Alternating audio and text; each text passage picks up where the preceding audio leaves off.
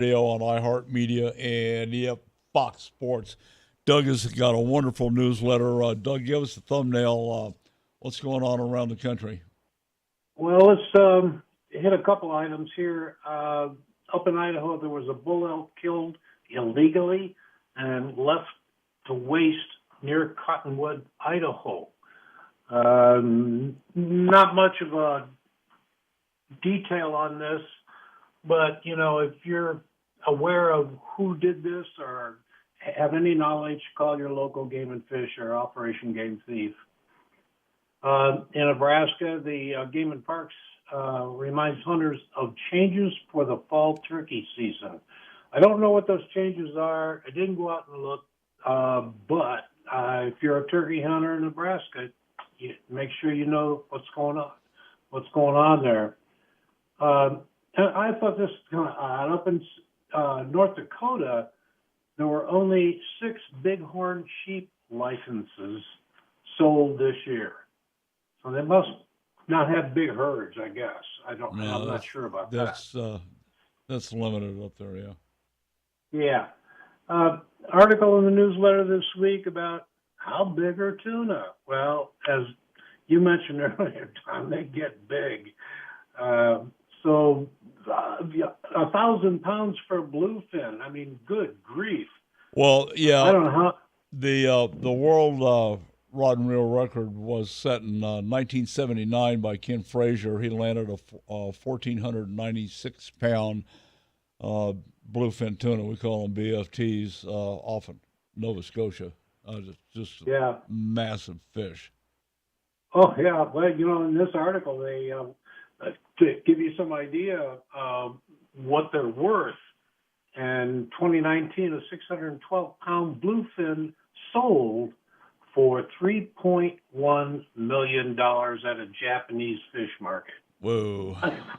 That's amazing. No wonder, it's no wonder they got those boats going off the East Coast. I can't remember the name of the program, but that's a lot of money. Hey, I've seen a few massive gars caught, but this one takes the record. It's 7.5 foot long, and he caught it on 80-pound braid. Oh yeah. It was and 283-pound alligator gar. Man, that's big. Jeez. Yep.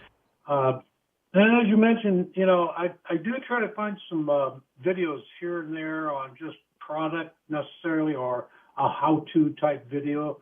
This week I found one on selecting the proper spinnerbait. It's a good little video.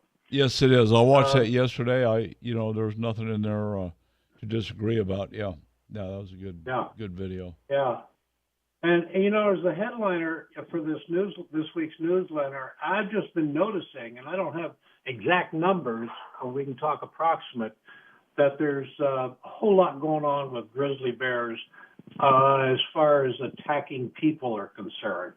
And right now, based on what I can guess, there are 3 or 4 people that have been killed by grizzlies, the brown bear, and there were 3 people killed by polar bears so far in 2023.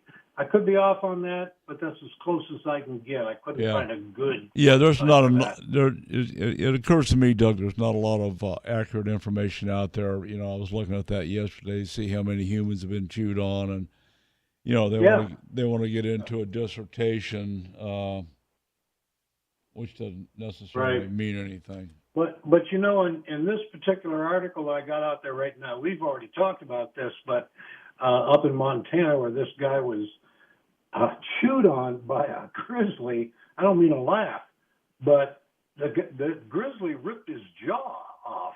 Not totally, but enough where this poor guy had collapsed lung as well, and he was a mess. That picture is just gruesome. But at any rate,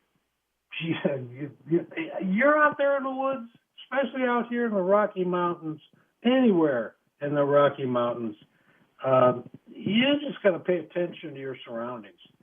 Now, I know you and James were talking about all the elk that are out and about right now, especially up on the rim. And I will never take an elk for granted. Oh no, you don't want to do that. No. No. And I've seen stupid people do stupid things, and we see it a lot in up in Yellowstone. People get out. Take Yeah, pictures. my favorite kind of stupid is walking up to a buffalo with a camera. I totally agree. That is such a special kind of stupid. I can't even fathom it. We've had a couple of grizzly articles in this week's newsletter, and there was another gentleman, a bird hunter, shot and wounded a grizzly bear in Montana. And he was caught off surprise, but he was out bird hunting. He had a shotgun, fired several times, and the bear turned around and left. Now, I don't know if I'd only want a shotgun to challenge a bear. Grizzly bear. It's going to do some damage. It would be. I'm sure. Yeah. But I'd rather have it'd be a a 45 deterrent. or a 44 or yeah. And I think, a couple of other things here. It's kind of interesting. Utah's looking for a poaching incident that starts. Let's see. Oh no, it's not a poaching incident. They have some record numbers on poaching this year. It's amazing. We're talking about fishing license over 4,300 people, 173 illegally killed animals, and 15 big game animals illegally killed. Those in the past 6 weeks. That's crazy. It is crazy. What is wrong with idiots out there?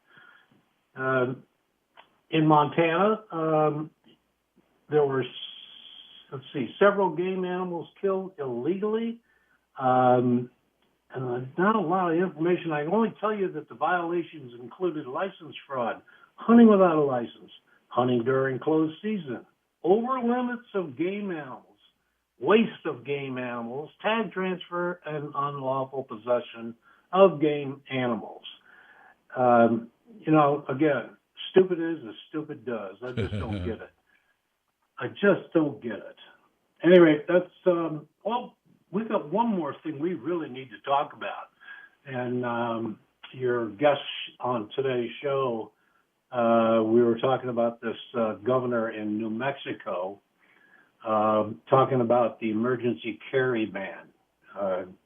And this is, it's prohibiting open concealed carry in Albuquerque and surrounding, I don't know the name of this place, violates the Second and 14th Amendments of the U.S. Constitution.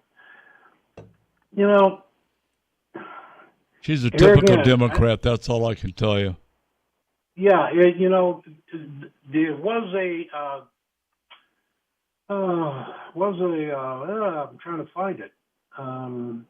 A district judge, issued a temporary restraining order on this particular thing that the governor wants to do until they have some more common sense conversation about it, I guess is the way to put it. I don't know how you can have a common sense conversation with a person that doesn't have any common sense. Sounds like an oxymoron, doesn't it? Yeah, come on. Oh, this is the one that kills me the most. California. The Second Amendment Foundation suing California over what's called sensitive places legislation. It forbids the carrying of firearms, even by citizens who have gone through training and expensive process of obtaining a concealed handgun license, but it focuses on nearly every public place in the state, and they consider these places to be sensitive. I have no idea what we're talking about other than they're public places. I don't know if that's in general or what, but Newsom over there, their illustrious governor, is just coming down on guns any has-been, as we know. Yep. That's incredible. Yep. Yep. Well, So that's it, 2024 is Don. coming. Yeah. Oh yeah. Oh yeah. Can't come fast enough, Don. All right. Good newsletter. That's good information to have. All right. All right, guys, if you don't get Doug's newsletter, you can sign up for that at huntingfishing.com. Check out the radio station anywhere you get podcasts. You can get Don McDowell Outdoor Radio on your podcast. So, hey, we'll do this again next week.